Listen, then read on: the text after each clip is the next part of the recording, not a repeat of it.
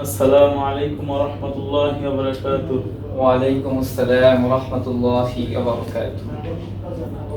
শেখ, আমার কাছে একটা প্রশ্ন ছিল, ইসলাম কি তলোয়ারের জোরে বিস্তার লাভ করিয়াছিল?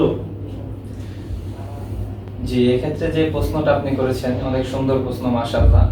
তো আসলে এক্ষেত্রে যদি আমরা রাসূল সাল্লাল্লাহু আলাইহি ওয়াসাল্লামের জামানার দিকে তাকাই, বর্তমানে আমাদের জামানা যারা এই প্রশ্নটা করতেছে যে ইসলাম কি তলোয়ারের মাধ্যমে বিস্তার লাভ করেছে কিনা, তো সেই ক্ষেত্রে আমরা যে জিনিসটা দেখতে পাই যে বর্তমানের এক শ্রেণীর সুশীল সমাজ তারা আমাদেরকে বিভ্রান্তি ফেলার জন্য এই সমস্ত কথাবার্তাগুলো বলে। আর এই সমস্ত কথাবার্তার পায়চারে যারা পড়তেছে তারা হচ্ছে বর্তমান অধিকাংশ সমাজের নবমুসলিম। এই নবমুসলিমের ক্ষেত্রে তারা যে কাজটা করতেছে, যখন একজন মানুষ মুসলমান হলো, তো তার কাছে যে যখন আমি ইসলামের বিভিন্ন ধরনের দিক নির্দেশনা যে প্রশ্নগুলো আছে, বিভ্রান্তিমূলক যে প্রশ্ন যাকে বলা হয়, যদি আমি এই বিভ্রান্তিমূলক প্রশ্নগুলো যদি করি, তাহলে দেখা যাবে যে একজন নবমুসলিম তার কাছে এই বিষয়ে এলেম না থাকার কারণে সে অটোমেটিকলি বিভ্রান্তির মধ্যে পড়ে যাইতেছে। জি জি। তো এক্ষেত্রে আপনি যেটা প্রশ্ন করেছেন যে রাসূল সাল্লাল্লাহু আলাইহি ওয়াসাল্লামের জামানায় রাসূল মক্কা থেকে মদিনায় গেলেন, তো রাসূল দীর্ঘ 10 বছর মক্কায় ছিলেন। তো মক্কার থাকা অবস্থায় মদিনার বাসীরা অনেকে ইসলাম ধর্ম গ্রহণ করলেন। তো এই জায়গায় যারা এই প্রশ্নটা করে তাদের কাছে আমার প্রশ্ন হচ্ছে যে কেমনে কোন অবস্থায় রাসূল সাল্লাল্লাহু আলাইহি ওয়াসাল্লাম, তখন তো মক্কায় থাকাকালীন কোনো যুদ্ধ করা হয়নি, এবং কি তরবারির আঘাতে কাউকে কোনো দ্বিখণ্ডিত বা কোনো তরবারির মাধ্যমে যে বল প্রয়োগ বা ক্ষমতা প্রদান যে বিষয়গুলো আছে, এগুলো কিন্তু রাসূল সাল্লাল্লাহু আলাইহি ওয়াসাল্লাম করেনি। তো এই ক্ষেত্রে দেখা যাইতেছে যে আমরা যে জিনিসটা কল্পনা করতেছি, রাসূল সাল্লাল্লাহু আলাইহি ওয়াসাল্লাম 10 বছর মক্কায় অবস্থান করলেন, মদিনার অসংখ্য সাহাবায়ে কেরাম, আনসার সাহাবী তারা ইসলাম ধর্ম গ্রহণ করলেন। তো এই ক্ষেত্রে তারা কোন তরবারির জোরে ইসলাম ধর্ম গ্রহণ করলেন? এখন একটা প্রশ্ন আসতে পারে যে রাসূল সাল্লাল্লাহু আলাইহি ওয়াসাল্লামের পরবর্তীতে যদি আমরা হযরত ওমর রাদিয়াল্লাহু তাআলার জামানার দিকে তাকাই, যে হযরত ওমর রাদিয়াল্লাহু তাআলার জামানায় একজন ইহুদি, তার নাম সম্ভবত হরমুজান। তো এই হরমুজান ব্যক্তিটা সে অত্যন্ত নিষ্ঠুর একজন প্রকৃতির লোক ছিল, সে ইসলামের বিভিন্ন দিক নানা দিক সে ক্ষতি করেছে। তো এই ক্ষেত্রে যখন সাহাবায়ে কেরাম তাকে ধরে নিয়ে আসলো ওমর রাদিয়াল্লাহু তাআলার সামনে তার খেলাফতের জামানায়, তো শেষ মুহূর্তে তার যে একটা ইচ্ছা হলো যে আমি আমার মৃত্যুর আগে আমি একটা গ্লাস পানি পান করতে চাই। তো সাহাবায়ে কেরাম তার হাতে পানি দিল। তো দেওয়ার পর সে বলতেছে যে আমার ভয় হচ্ছে, হরমুজান ইহুদি ব্যক্তিটা বলতেছে যে আমার ভয় হচ্ছে যে না জানি আমাকে পানি পান করার আগেই মৃত্যু আমাকে মেরে ফেলা হয়। তো ওমর রাদিয়াল্লাহু তাআলা যে কথাটা বললেন যে ভাই, আপনাকে হত্যা করা হবে না ততক্ষণ পর্যন্ত যতক্ষণ পর্যন্ত না আপনি পানিটা পান করেন। মানে একটা ওমর রাদিয়াল্লাহু তাআলা একটা আশ্বাস দিলেন ওনাকে, ইহুদিকে। তো ইহুদি তৎক্ষণাৎ কি করলেন, গ্লাসটা আস্তে করে পানিটা মাটিতে ফেলে দিলেন, এবং সে বলতে লাগলেন যে হ্যাঁ ওমর রাদিয়াল্লাহু তাআলা, হে ওমর, দেখেন আপনি তো বলেছিলেন, আপনি তো আশ্বাস দিয়েছিলেন যে এই ক্ষেত্রে আমি নিরাপদ, আমার কখনো কোনো কিছু হবে না, আমার জানের নিরাপত্তা থাকবে যতক্ষণ পর্যন্ত আমি এই পানি না পান করব। তো এই ক্ষেত্রে তো আমি পানিটা ফেলে দিয়েছি, এখন তো পানিটা পান করার কোনো সুযোগ নেই, সুতরাং এই ক্ষেত্রে এখন থেকে আমি নিরাপদ। ওমর রাদিয়াল্লাহু তাআলা খেলাফতের জামানায় উনি কিন্তু চাইলেই এটাকে প্রতিহত করতে পারতেন, কিন্তু সেক্ষেত্রে উনি কি করলেন, এটাকে প্রতিহত করার পরিবর্তে উনি ওনাকে মুক্ত করে দিলেন। তো হরমুজান চিন্তা করলো যে এত বড় একজন খলিফা, ওনার জামানার ভিতরে ওনার সামনে দাঁড়িয়ে ওনার সাথে আমি তর্ক বিতর্ক করলাম এবং ওনার কথাকে উনি রাখলেন, অথচ আমি একজন ইহুদি হয়ে আমি তার সাথে এরকম খারাপ আচরণ করলাম, ইসলামের এতটুকু ক্ষতি করলাম।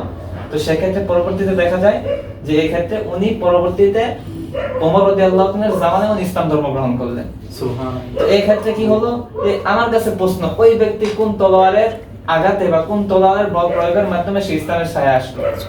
এখানে তো এরকম কিছু দেখা যাচ্ছে না। জি জি জি। তো এই ক্ষেত্রে আপনি যদি এখন আলী রাদিয়াল্লাহু তাআলার জামানার দিকে তাকান, আলী রাদিয়াল্লাহু তাআলার জামানার সময় উনি ওনার খলিফা থাকা অবস্থায় ওনার একটা বর্ম চুরি হয়ে গেল। তো উনি খুঁজলেন, পেলেন না, পরবর্তীতে সেই জিনিসটা একটা ইহুদির হাতে পেল। তো উনি আদালতে বিচার দায়ের করে দিলেন, মোকদ্দমা করলেন যে ওই যে ইহুদির হাতে যে বর্মটা, এটা হচ্ছে আমার বর্ম। তখন যদি উনি খেলাফত থাকা অবস্থায় বিচারপতির কাছে উনি বিচার দায়ের করছে, আর বিচারপতিটাও কেমন ছিল, তো উনি বলতেছেন যে আচ্ছা এটা যেহেতু আপনার বর্ম, আপনি দাবি করতেছেন আমিরুল মুমিনিন আলী রাদিয়াল্লাহু আনহু, তাহলে আপনি এক্ষেত্রে সাক্ষী প্রয়োগ করেন, আপনি সাক্ষী সামনে উপস্থিত করেন। তো এই ক্ষেত্রে কি দেখা গেল, উনি সাক্ষী উপস্থিত করেন কাকে, হযরত হাসান রাদিয়াল্লাহু তাআলাকে, এবং ওনার আযাদকৃত যে গোলাম ছিল সেই গোলামকে সাক্ষী হিসেবে উপস্থিত করলেন। তখন ওনার জামানায় যে বিচারপতি যে ছিল, সে উনি কি করলেন, বললেন যে আমার কাছে প্রকৃতপক্ষে যে পিতার ছেলে হয় তার সাক্ষী গ্রহণযোগ্য নয়, কিন্তু এই পিতার সাক্ষী সন্তানের জন্য যে সাক্ষীটা সন্তানের, এটা পিতার ক্ষেত্রে গ্রহণ করা হলো। তো এই ক্ষেত্রে দেখা গেল যে উনি নিস্তব্ধ হয়ে গেলেন, উনার পক্ষে সাক্ষী গ্রহণ করা হলো না। তো বিচারপতি যিনি ছিলেন উনি ইহুদির পক্ষে রায় দিয়ে দিলেন যে এই ক্ষেত্রে এই বর্মটা হচ্ছে ইহুদির। তো উনি মাথাটা নিচু করে দরবার থেকে বেরিয়ে গেলেন। ইহুদি চিন্তা করলেন যে উনার খেলাফতের জামানায় উনার বিচারপতির সামনে দাঁড়িয়ে উনাকে অপমান করা হলো, অথচ উনার পক্ষে রায় না দিয়ে আমার পক্ষে রায় দেওয়া হয়েছে। এই ক্ষেত্রে দেখা গেল কি যে বর্মটা আমাকেই দিয়ে দেওয়া হলো। তো পরবর্তীতে উনি চিন্তা করলেন যে না, তাহলে তো এইভাবে হয় না, আমাকে ইসলাম ধর্ম গ্রহণ করা দরকার। এই যে ক্ষেত্রে উনি ইসলাম ধর্ম গ্রহণ করলেন, পরবর্তীতে কোনো এক যুদ্ধে উনি শহীদ হলেন।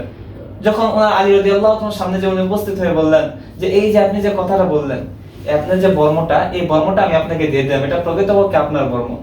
তো এই ক্ষেত্রে উনি আলী রাদিয়াল্লাহু তাআলা কি করলেন, উনি ওনার উদারতা পেশ করলেন, বললেন যে না, এই বর্মটা তোমাকে দিয়ে দিলাম, তুমি এটা তোমার কাছে রেখে দাও। এখন আমার প্রশ্ন হচ্ছে, এই ক্ষেত্রে যারা বলে যে ইসলাম তরবারির মাধ্যমে বিস্তার লাভ করেছে, আলী রাদিয়াল্লাহু তাআলার কাছে যে ইহুদি ব্যক্তিটা মুসলমান হলো, সে কোন তরবারির মাধ্যমে ইসলাম ধর্মেতে প্রবেশ করলো? এখন এটাও হতে পারে। এখন বাহ্যিকভাবে আমরা যে জিনিসটা দেখতে পাই যে দারুল উলুম দেওবন্দের প্রতিষ্ঠাতার মধ্যে অন্যতম একজন হচ্ছেন হযরত কাসেম নানতুবি রাহমাতুল্লাহ আলাইহি। ও হযরত কাসেম নানতুবি রাহমাতুল্লাহ আলাইহি উনি এটার প্রশ্নটা এইভাবে জবাব দিয়েছেন যে যারা বলে যে ইসলাম তরবারির মাধ্যমে বিস্তার লাভ করেছে, এই ক্ষেত্রে তিনি ওনাদের কাছে প্রশ্ন করেন, আমাদের আকাবিরগণ। হযরত কাসেম নানতুবি রাহমাতুল্লাহ আলাইহি উনি বলতেছেন যে দেখেন, যে আপনারা বলতেছেন যে ইসলাম তরবারির মাধ্যমে বিস্তার লাভ করেছে, তো সেই ক্ষেত্রে ইসলাম যে তরবারির মাধ্যমে বিস্তার লাভ করলো, সেটা তো প্রথম কোনো না কোনো ব্যক্তি ছিল। তো ওই ব্যক্তি যে ইসলামের মাধ্যমে বিস্তার লাভ করলো, তরবারিটার মাধ্যমে ইসলামের ভিতর সে প্রবেশ করলো, তার উপর কে তরবারিটা প্রয়োগ করলো? এই ক্ষেত্রে কিন্তু নিস্তব্ধ, এটা কিন্তু একদম নিস্তব্ধ, উনি কিন্তু এই ক্ষেত্রে কোনো কিছু বলতে পারতেছে না। তো এই ক্ষেত্রে যারা বর্তমান সময় বর্তমান যুগে এই সমস্ত প্রশ্নগুলো করতেছে, এর মাধ্যমে তারা বর্তমান নবমুসলিম সহ বিভিন্ন সাধারণ মুসলমানদেরকে বিভ্রান্ত করার জন্য, ঈমানকে পায়তারা নষ্ট করার জন্য তারা এই সমস্ত প্রশ্ন করে। আশা করি হযরত উত্তরটা আপনি বুঝতে পেরেছেন।